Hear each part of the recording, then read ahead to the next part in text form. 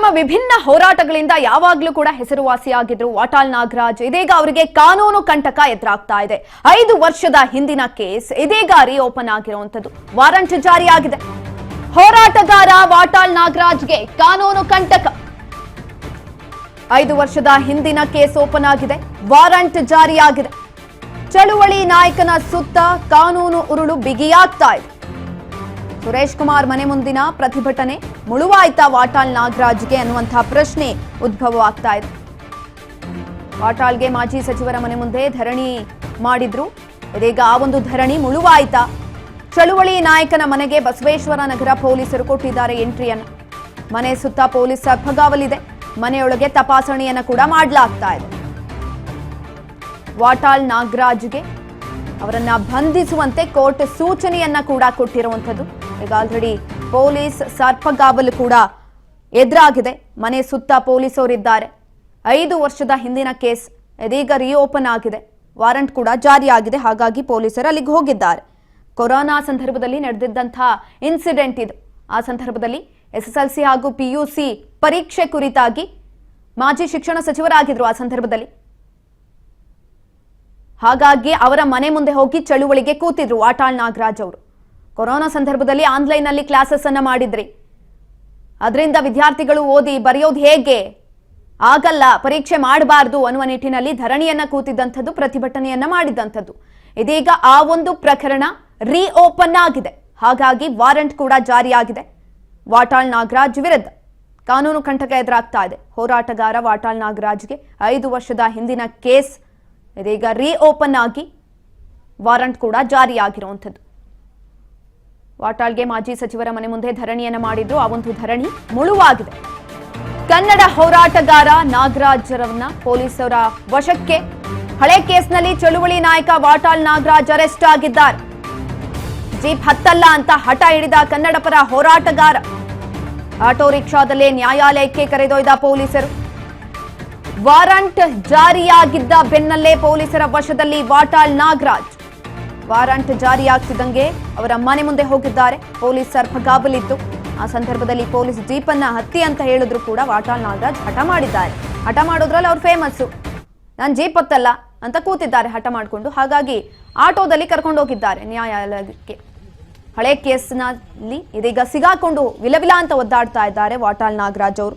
Corona ಸಂದರ್ಭದಲ್ಲಿ ನಡೆದಂತಹ ಘಟನೆ ಇದು. SSLC ಹಾಗೂ PUC ವಿದ್ಯಾರ್ಥಿಗಳನ್ನ ಪರೀಕ್ಷೆ ಇಲ್ಲದೆ ಪಾಸ್ ಮಾಡಬೇಕು ಅಂತ ಆಗ್ರಹಿಸಿ ಧರಣಿಯನ್ನ ಕೂತಿದ್ರು. ಯಾಕಂತ ಅಂದ್ರೆ ಆನ್ಲೈನ್ ಕ್ಲಾಸಸ್ ಆಗ್ತಾ ಇತ್ತು. ಆನ್ಲೈನ್ ಕ್ಲಾಸಸ್ ಅನ್ನ ಕೇಳಿಸ್ಕೊಂಡು ವಿದ್ಯಾರ್ಥಿಗಳು ಪರೀಕ್ಷೆ ಬರೆಯೋದಾದ್ರೂ ಹೇಗೆ, ಆಗಲ್ಲ ಅವ್ರಿಗೆ ಅನ್ನುವ ನಿಟ್ಟಿನಲ್ಲಿ ಧರಣಿಯನ್ನ ಕೂತಿದ್ರು. ಆ ಒಂದು ಕೇಸ್ ಇದೀಗ ರೀಓಪನ್ ಆಗಿದೆ. ಪೊಲೀಸರಿಗೆ ಧಿಕ್ಕಾರ, ಪೊಲೀಸರಿಗೆ ಧಿಕ್ಕಾರ, ಪೊಲೀಸರಿಗೆ ಧಿಕ್ಕಾರ.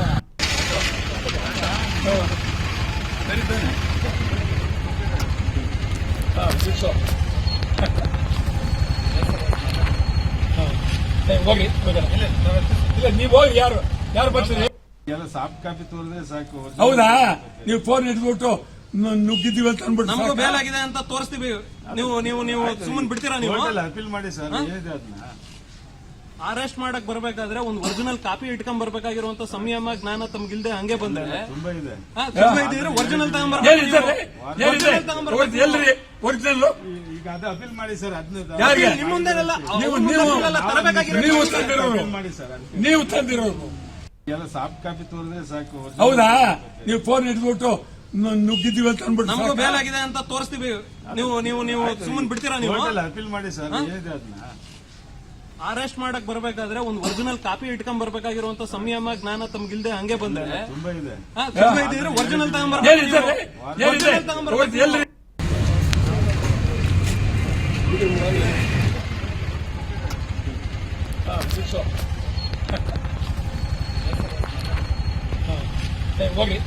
ಆಟೋ ರಿಕ್ಷಾದಲ್ಲಿ ನ್ಯಾಯಾಲಯಕ್ಕೆ ಪೊಲೀಸರು ಈ ಸಂದರ್ಭದಲ್ಲಿ ಕರೆದೊಯ್ದಿದ್ದಾರೆ. ಯಾಕಂತ ಅಂದ್ರೆ ಪೊಲೀಸ್ ಜೀಪನ್ನ ಹತ್ತಲ್ಲ ಅಂತ ಹಠ ಮಾಡಿದ್ರು.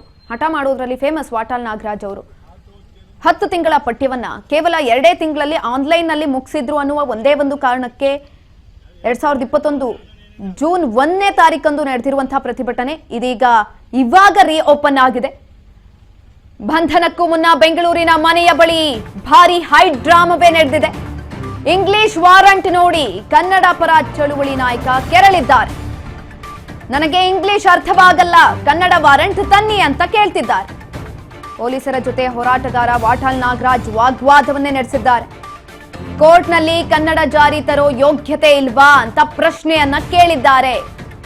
ಕನ್ನಡ ವಾರಂಟ್ ಸಿಗುವವರೆಗೂ ಕೂಡ ಕದಲಲ್ಲ ಅಂತ ಪಟ್ಟನ್ನ ಕೂಡ ಹಿಡಿದಿದ್ರು ವಾಟಾಳ್ ನಾಗರಾಜ್ ಅವರು. ಬಂಧನಕ್ಕೂ ಮುನ್ನ ಬೆಂಗಳೂರಿನ ಮನೆಯ ಬಳಿ ಭಾರಿ ಹೈಡ್ರಾಮವೇ ನಡೆದಿತ್ತು. ಇಂಗ್ಲಿಷ್ ವಾರಂಟ್ ಅನ್ನ ನೋಡಿ ಕನ್ನಡ ಚಳುವಳಿ ನಾಯಕ ಕೆರಳಿದ್ರು. ನನಗೆ ಇಂಗ್ಲಿಷ್ ಅರ್ಥವಾಗಲ್ಲ, ಕನ್ನಡ ವಾರಂಟ್ ತನ್ನಿ ಅಂತ ಅಲ್ಲೇ ಪಟ್ಟನ್ನ ಹಿಡಿದು ಕೂತಿದ್ದಂಥದ್ದು. ಕನ್ನಡದಲ್ಲಿ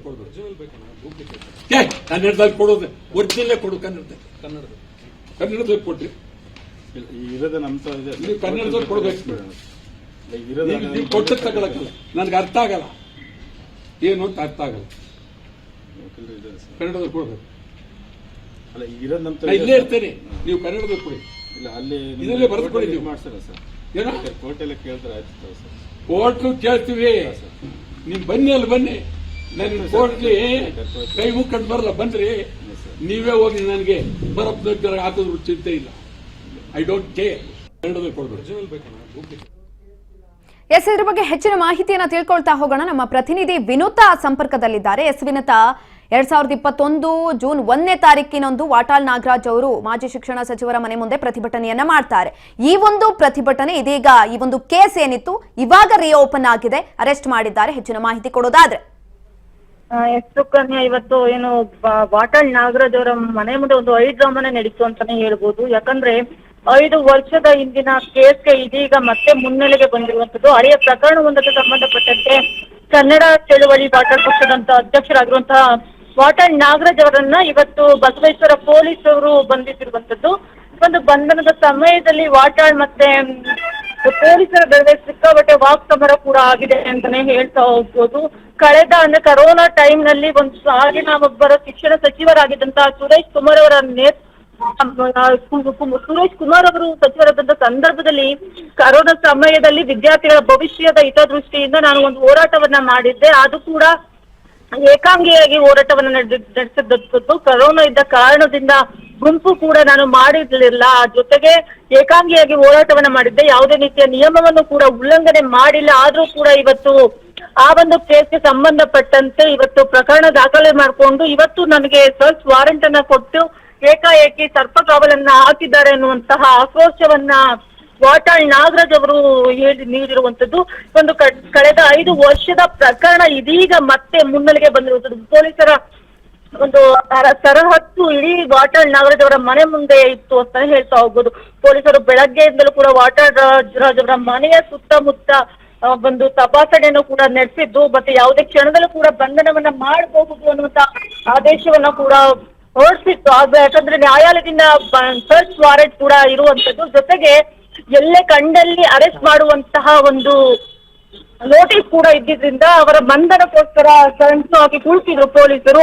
ಆದ್ರೆ ಒಳಗೆ ಕುಳಿತಿದ್ದಂತಹ ವಾಟಾಳ್ ನಾಗರಾಜ್ ಅವರು ಸುಮಾರು 2 ಗಂಟೆ ಸುಮಾರಿಗೆ ಪತ್ರಿಕಾಗೋಷ್ಠಿಯನ್ನ ಕರೆದಿದ್ದು. ತದನಂತರದಲ್ಲಿ ಅದೇ ಒಂದು ಸಮಯವನ್ನ ಬಳಸ್ಕೊಂಡಂತಹ ಪೊಲೀಸರು ಒಂದು ವಾಟಾಳ್ ನಾಗರಾಜ್ ಅವರ ಬಂಧನಕ್ಕೆ ಮುಂದಾದಂಥದ್ದು. ಇವನ್ನ ಬಂಧನದ ಸಮಯದಲ್ಲೂ ಕೂಡ ವಾಟಾಳ್ ನಾಗರಾಜ್ ಅವರು ಒಂದು ರೀತಿಯಲ್ಲಿ ಕನ್ನಡದ ಪರವಾಗಿನ ಹೋರಾಟ ಮಾಡುದು ಅಂತಾನೆ ಹೇಳ್ಬೋದು. ಯಾಕಂದ್ರೆ ವಾಟಾಳ್ ನಾಗರಾಜ್ ಅವರ ವಿರುದ್ಧ ಏನು ವಾರೆಂಟ್ ತಂದಿದ್ರು ಪೊಲೀಸರು, ಆ ವಾರೆಂಟ್ ಕೂಡ ಇಂಗ್ಲಿಷ್ ನಲ್ಲೇ ಇದ್ದಿದ್ರಿಂದ ವಾಟಾಳ್ ನಾಗರಾಜ್ ಅವರ ಜೊತೆಗೂ ಕೂಡ ವಾಗ್ದಾಳಿಗೆ ಮುಂದಾಗಿದ್ದು. ಇದು ಕನ್ನಡ ಪರ ಹೋರಾಟಗಾರರ ಮನೆ, ಇಲ್ಲಿಗೆ ಕನ್ನಡದಲ್ಲೇ ವಾರೆಂಟ್ ಅನ್ನು ತರಬೇಕು ಅನ್ನುವಂತಹ ಒಂದು ವಾಕ್ ಸಮರಕ್ಕೆ ಪೊಲೀಸರ ಜೊತೆ ವಾಟಾಳ್ ನಾಗರಾಜ್ ಅವರು ಮುಂದಾದಂಥದ್ದು. ಜೊತೆಗೆ ಅಲ್ಲೇ ಕೂಡ ಬಂಧಿಸುವಲ್ಲಿ ಯಶಸ್ವಿಯಾದಂತ ಪೊಲೀಸರು ಏನು ಜೀಪ್ ನ ಮೂಲಕ ಕರ್ಕೊಂಡು ಹೋಗುವಂತ ಸಂದರ್ಭದಲ್ಲೂ ಕೂಡ ಅಲ್ಲೂ ಕೂಡ ನಾನು ಜೀಪ್ ನಲ್ಲಿ ಯಾವುದೇ ರೀತಿಯಲ್ಲೂ ಕುಳಿತುಕೊಳ್ಳೋದಿಲ್ಲ ನಾನು ಅನ್ನುವಂತ ಹಠವನ್ನ ಕೂಡ ಮಾಡಿದ್ದು. ಕೊನೆಗೆ ಒಂದು ಆಟೋವನ್ನ ಕರೆಸಿ ಪೊಲೀಸರು ಒಂದು ವಾಟಾಳ್ ನಾಗರಾಜ್ ಅವರನ್ನ ಬಂಧಿಸಿ ಇದೀಗ ಬೆಂಗಳೂರಿನ ಮ್ಯಾಜಿಸ್ಟ್ರೇಟ್ ಕೋರ್ಟ್ಗೆ ಕರೆತಂದಿರುವಂತಹ. ಧನ್ಯವಾದಗಳು ವಿನುತಾ ಹೆಚ್ಚಿನ ಮಾಹಿತಿಗಾಗಿ. ನೀವು ಹೋಗಿ, ಯಾರು ಬರ್ತೀರಿ?